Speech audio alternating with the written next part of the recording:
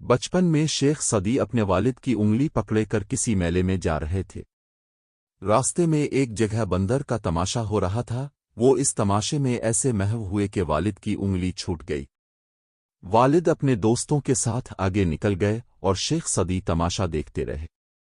کھیل ختم ہوا تو والد صاحب کو نہ پا کر رونے لگے۔ والد صاحب انہیں ڈھونڈتے ہوئے آ گئے اور شیخ صدی کے سر پر ہلکی سی چیٹ لگاتے ہوئے کہا، نادان بچے!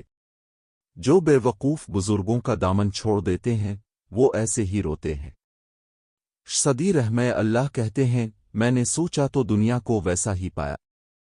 ایک میلے کی طرح آدمی اس میلے میں مجھ جیسے نادان بچوں کی طرح ان بزرگوں کا ساتھ چھوڑ دیتا ہے جو اچھے اخلاق سکھاتے اور دین کی باتیں بتاتے ہیں۔